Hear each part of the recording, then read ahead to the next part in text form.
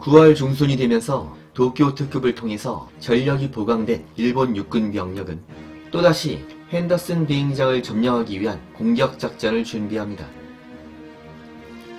그동안 준비가 제대로 되지 않은 상태에서 성급한 공격으로 미 해병대의 방어선을 뚫지 못했던 일본군은 반드시 핸더슨 비행장을 탈환하겠다며 벼르고 있었죠. 일본군은 핸더슨 비행장의 남동쪽 능선 지역으로 접근하기 시작했으며 9월 12일 야암을 틈타 미 해병대를 공격할 예정이었습니다. 핸더슨 비행장이 내려다 보이는 이 능선 지역을 둘러싸고 향후 며칠 동안 치열한 전투가 벌어지게 되는데, 이 전투는 과달카날에서 벌어졌던 수많은 전투 중에서 가장 치열한 전투로 손꼽히게 되며 훗날 미군은 이 능선을 피해 능선으로 부르게 됩니다. 일본 지상군의 대규모 반격 작전이 임박하면서 라바울 기지의 일본 항공기들도 또다시 대거 출격해서 핸더슨 비행장을 공격하게 되는데, 9월 12일부터 3일 동안 양측의 항공기들이 뒤섞여서 혼전 상황에 빠지게 되었으며 과달카날의 하늘도 거세게 불타오릅니다. 이 무렵에는 라바울의 일본 항공대도 극심한 누적 손실로 인해서 한계 상황으로 몰리고 있었지만 남아있는 전력을 쥐어짜서라도 과달카날 탈환 작전을 공중지원하라는 수뇌부의 명령이 있었기 때문에 라바울 항공대는 공격기 부대를 계속 날려보내야 했었던 것입니다. 9월 12일 오후에 25대의 베티와 15대의 제로가 돌입해옵니다. 그런데 이번에도 연안감시 요원들에게 미리 탐지가 된 데다가 이 무렵부터는 핸더슨 비행장에도 대공 레이더가 본격적으로 가동되고 있었기 때문에 캡터스 비행단은 침투해오는 일본기들의 경로에 정확하게 매복한 후에 효과적인 요격 전술을 구사할 수 있었죠. 더구나 핸더슨 비행장의 메인 활주로 동쪽 1마일 지점에 소규모의 활주로가 추가로 완성되는데, 항공사령관 게이거 준장은 두 번째 활주로는 전투기 부대만 사용하라는 명령을 내립니다. 이로써 공습 경보가 발령되었을 때 전투기들의 긴급 출격이 더 빨라지게 되었죠. 캡터스 비행단의 대원들은 폭격기나 르격기들이 주로 사용하는 메인 활주로는 바머 1이라고 불렀으며 새로운 활주로는 파이터 1이라고 부르게 됩니다.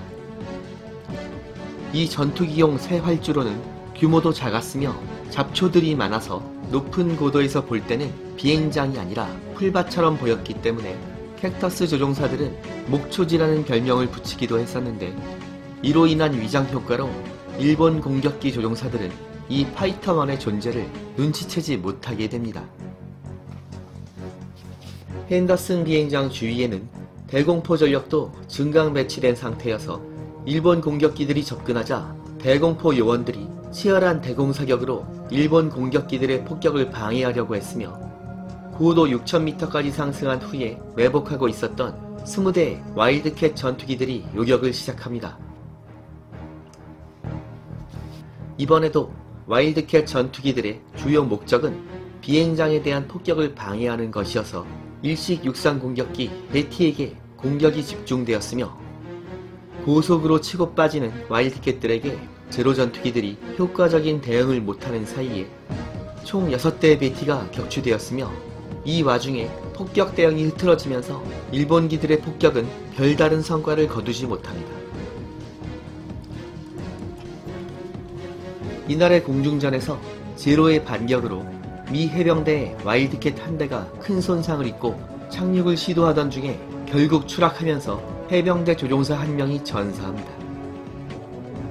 해가 저물면서 일본 육군의 본격적인 야습과 미 해병대의 반격으로 피해 능선 전투가 본격적으로 달아올랐으며, 머지않은 곳에서 쉴 새 없이 들려오는 전투 소음과 섬광으로 인해서 캡터스 조종사들은 잠을 이루지 못하게 되었죠.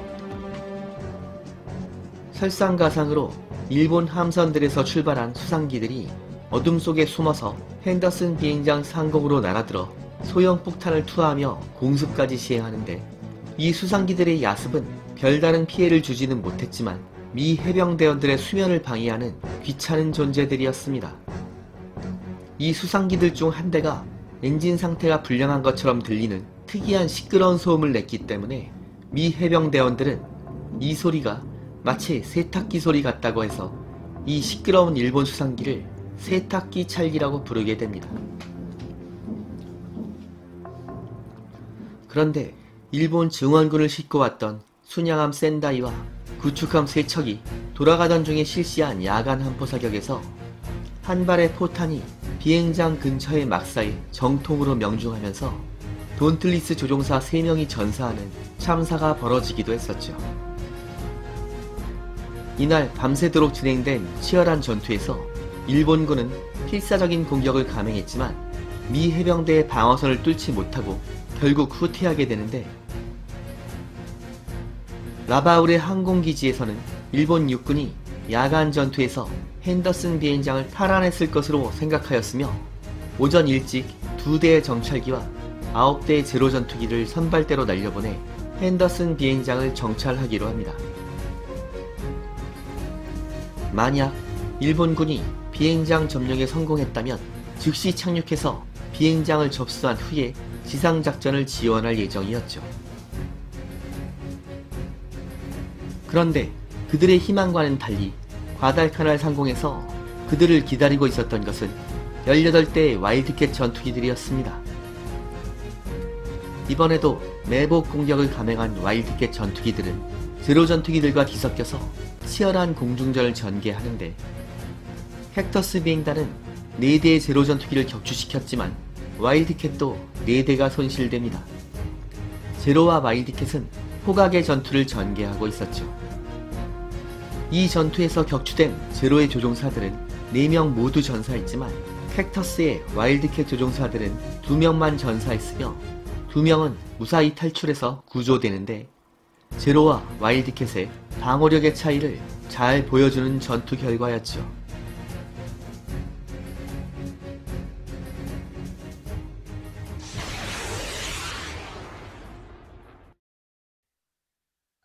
비행장 탈환 작전이 실패한 것을 알게 된 라바울의 사령부는 육군의 공세를 지원하기 위해서 27대의 베티와 12대의 제로를 날려보내서 2차 공습을 실시합니다. 이 공격기 부대는 오후 3시경에 핸더슨 비행장 상공에 도착했는데 20여 대의 와일드캣 전투기들이 상공에서 기다리고 있었죠. 이번에도 치열한 공중전이 벌어졌으며 공격이 집중된 베티 2대가 검은 연기를 뿜으며 추락해버렸으며 2대의 베티가 큰 손상을 입고 간신히 귀환길에 오르게 됩니다. 하지만 제로의 반격으로 와일드캣도 2대가 격추되면서 미군 조종사 2명이 모두 전사합니다. 그런데 이 전투에서 살아남은 베티 공격기들이 폭탄을 투하했는데, 이 폭탄들은 어이없게도 일본 지상군이 전개하고 있었던 지역에 투하되었으며 이것은 선도기의 실수로 인한 것이었습니다. 이렇게 되면서 베티가 투하한 폭탄은 일본 지상군에게 큰 피해를 주게 됩니다. 한 달 넘게 지속되었던 끝없는 전투로 인해서 일식 육상 공격기 베티를 조종하며 공습작전을 지휘하던 베테랑 지휘관급 조종사들이 야금야금 손실되면서 이들을 대체하기 위해서 부랴부랴 투입된 미숙한 조종사들로 인해서 이런 실수가 벌어졌던 것입니다.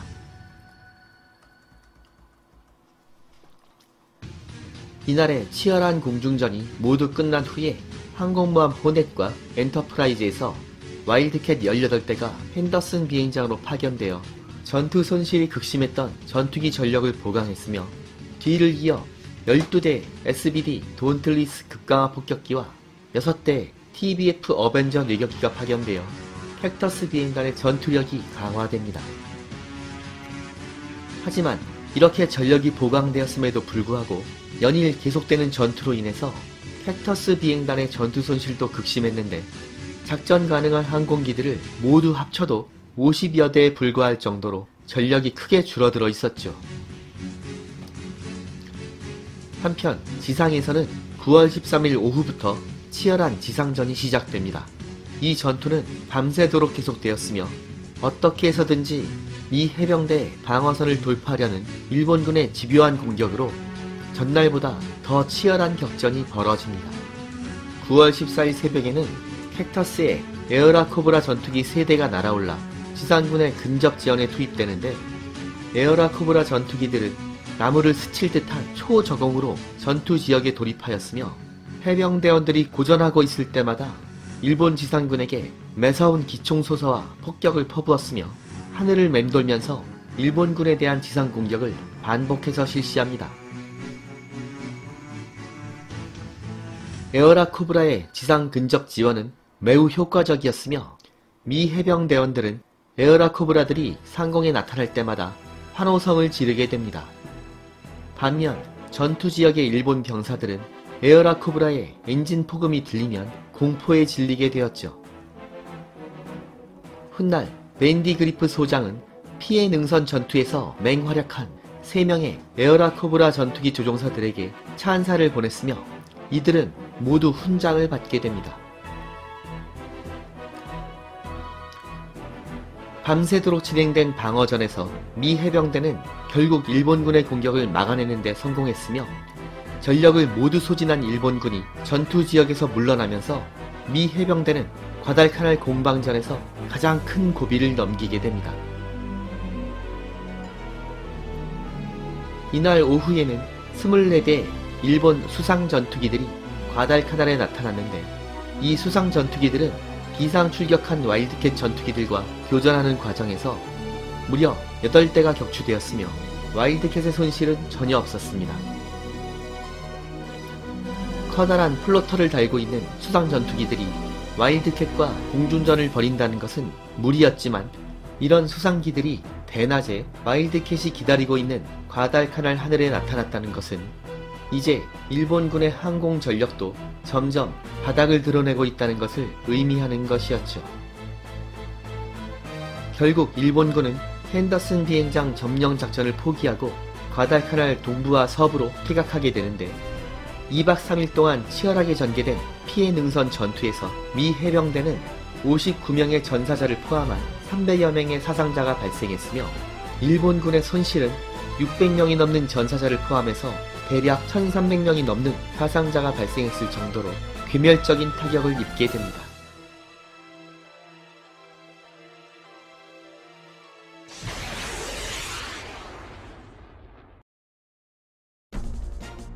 피해 능선 전투가 끝난 다음 날인 9월 15일부터 약 2주간 비스마르크 제도 근처에는 강한 비바람을 동반한 악천후가 찾아왔으며, 양측 모두 항공기들의 작전이 어려워지게 됩니다. 이렇게 되면서 하루가 멀다 하고 치열한 전투가 벌어졌던 과달카날의 하늘에도 잠시 소강 상태가 찾아오게 되었죠. 이 소강 상태 동안 양측은 약화된 항공 전력을 보강하는데 큰 노력을 기울이게 됩니다.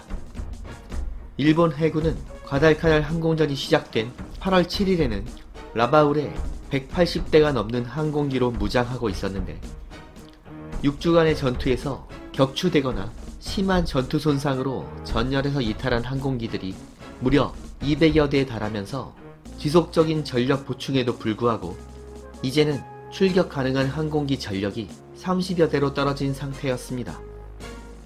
일본 해군은 동남아 지역의 전투기들과 폭격기 부대를 긁어 모아서 85대 정도의 항공기들을 동원해서 라바울로 이동시켰으며, 이로써 라바울의 일본 항공 전력은 117대의 규모가 됩니다.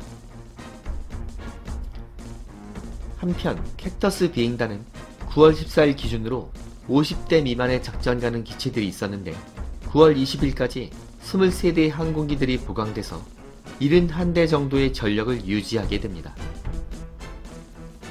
이 기간에 밴디 그리프 소장은 육군 항공대 사령부에 에어라 코브라를 대체할 수 있는 신형 전투기의 공급을 계속 요청했지만, 육군 항공대 총사령관 헵 아놀드 장군은 육군 항공대가 보유한 1선급 전투기들은 모두 독일 공군에 맞서기 위해서 유럽 전선에 투입하기로 결정한 상태이기 때문에 남태평양 전선에는 에어라 코브라와 같은 2선급 전투기들을 보낼 수밖에 없다는 입장을 고수하고 있었죠.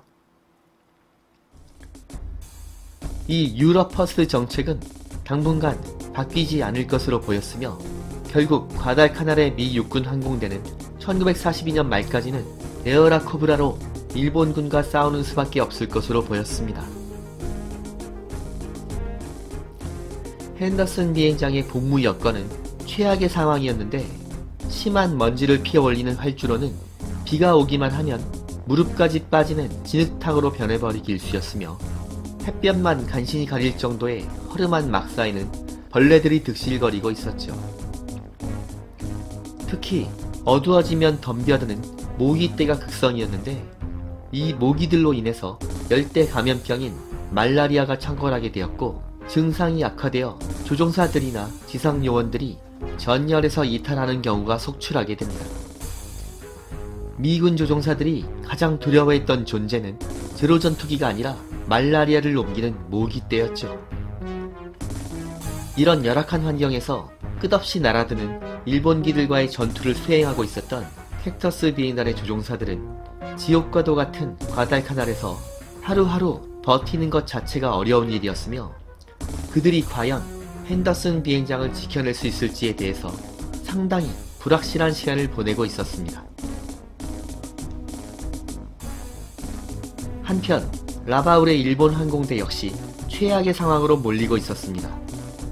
8월 7일 시작된 과달카날 항공전에서 6주 동안 200여 대가 넘는 항공기를 손실했는데 이들 중 많은 수가 승무원 7명이 탑승하는 일식 육상 공격기 베티였던 것입니다. 물론 제로 전투기의 손실도 상당했는데 가장 큰 문제점은 적지 상공에서 전투가 벌어지다 보니 전투 중에 격추된 항공기의 승무원들은 무사히 탈출하더라도 아군 기지로 돌아오지 못하고 포로가 되어버리기 때문에 고스란히 인적 자원의 손실로 이어진다는 점이었죠. 라바울에서 과달카날까지 무려 3시간 이상을 날아가야 했던 일본 항공기들은 교전 시간이 20분 정도로 제한되었으며 전투를 마치면 또다시 3시간이 넘게 돌아와야 하는 장거리 비행에 시달리게 되었는데 이런 장거리 비행 자체가 조종사들에게 심각한 스트레스를 유발했으며 더구나 이런 임무가 끝없이 반복될 것으로 보였기 때문에 출격 후에 살아서 돌아오지 못할 가능성이 점점 높아지면서 항공 요원들은 극심한 전투 피로와 신경 쇠약에 시달리게 되었죠.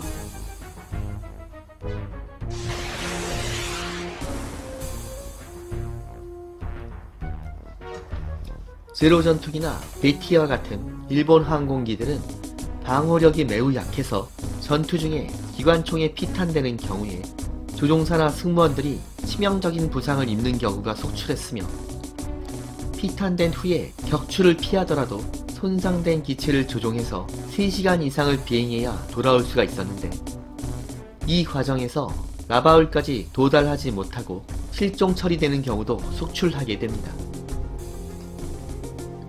물론 일본 항공기들의 약한 내구성으로 인해서 전투 손상된 기체들이 무사히 돌아오더라도 수리가 불가능했을 정도의 치명적인 손상인 경우가 많았기 때문에 결국 폐기되는 경우도 많았죠. 연일 거듭되는 공습작전에서 이런 식으로 돌아오지 못하는 제로 조종사들과 육상 공격기의 승무원들이 계속 누적되면서 일본군의 소중한 인적 자원이 소모되고 있었으며 이것이 최대의 약점으로 드러나게 됩니다. 소수 정예화된 양성 시스템을 통해서 배출된 일본 조종사들과 항공 요원들은 전쟁이 시작된 후에 일본군이 승승장구하는 동안에는 아무런 문제가 없었지만 이렇게 소모전이 지속되면서 베테랑 조종사들이 손실되는 경우에 이들을 대체할 만한 인적 자원이 턱없이 모자랐기 때문에 훈련과 실전 비행 경험이 부족한 상태에서 실전 부대로 배치되는 신참 조종사들로 채워지게 되었는데 이런 신참들이 장거리 비행과 치열한 전투에서 살아 돌아올 확률은 점점 더 낮아지게 되었죠. 반면 미군은 첨단화된 비행교육시설에서 넘쳐나는 조종사 후보생들을 훈련시키고 있었는데 이들의 교관은 실전 경험이 풍부한 베테랑 조종사들이 맡고 있었으며 훈련소에서 배출되는 신참 조종사들의 수준이 일본 측보다 양적, 질적으로 훨씬 앞서게 됩니다. 전황이 점점 악화되면서 일선 부대의 베테랑 조종사들을 후방의 교관 인력으로 빼낼 수 있는 여유가 없었던 일본군은 베테랑 조종사들이 그야말로 죽을 때까지 싸워야 했기 때문에 공중 전술과 전투에서 살아남는 방법을 훈련생들에게 전수하지 못하게 되면서 결국 일본군은 우수한 인적 자원의 공급에 있어서 악순환으로 빠져들게 됩니다. 그러나 아직은 이런 변화가 표면적으로는 드러나지 않고 있어서 양측의 조종사들 모두가 이 끝없는 전투에서 살아남지 못할 수도 있다는 불길한 생각에 휩싸이게 됩니다. 이렇게 하늘과 땅에서 끝없는 소모전이 펼쳐졌던 과달카날의 9월이 끝나가게 됩니다. 하지만 캡터스 비행단의 앞날에는 전혀 희망이 없어 보였으며 10월이 되면서 과달카날의 핸더슨 비행장의 운명은 마지막 시험대에 오르게 됩니다. 과연 캡터스 비행단은 과달카날의 하늘을 끝까지 지켜낼 수 있었을까요? 제로를 잡아라 시리즈는 다음 회로 이어집니다. 여기는 밀리터리 항공의 잡박 채널 불타는 하늘입니다.